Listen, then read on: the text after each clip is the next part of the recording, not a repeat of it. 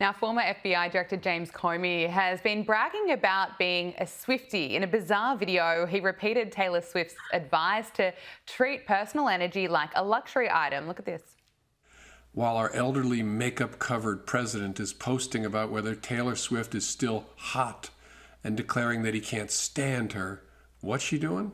Not giving the jerks power over her mind. She said something about dealing with internet trolls that stuck with me.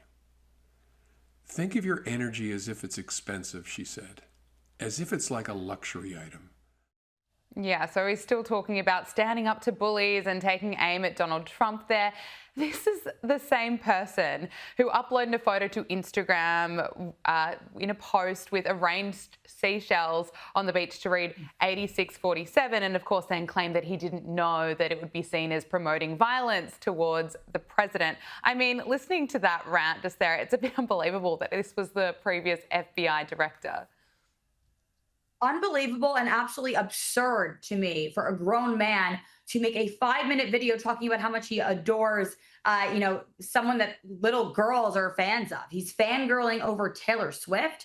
The FBI was once feared by gangsters and criminals, as your viewers are aware, and now its former director is a Swiftie quoting lyrics to explain away his failures, I'll just say. So, you know what? I can only imagine the conversations that were taking place between Comey, his handlers, and whatever disastrous PR team that's going on behind the scenes, because somehow they were questioning what they should do next after that seashell image you just pulled up. And this was the answer. This was the answer. It's truly an amazing timeline we're all living in. Absolutely. Now, Gavin Newsom, he's got his eyes on being the next president of the United States, and he's had a meltdown after receiving a Trump 2028 hat. He's seriously triggered, and let's just take a look at how he reacts. I said in a moment ago, wake up, America, wake up. You will not have a country if he rigs this election. You will have a president who will be running for a third term. Mark my word. I wasn't exaggerating when I said that I received in the mail a Trump 2028 hat from one of his biggest supporters. These guys are not screwing around. The rules do not apply to them. I actually enjoy how triggered he is and how seriously he has taken the Trump 2028 hat. He cannot take a joke. He's obsessed with being the next president, but he can't even run California properly. I mean, the unemployment rate in California is the worst in the United States. Caitlin, what do you make of this? Well, I think we send Gavin Newsom a Trump 2032 hat just to get things really going.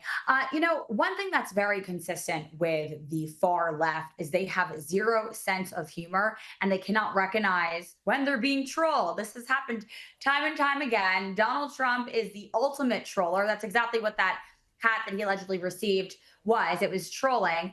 But Gavin Newsom warning us that Donald Trump is overstepping power, that's just peak comedy to me, and I'm sure to all your viewers as well.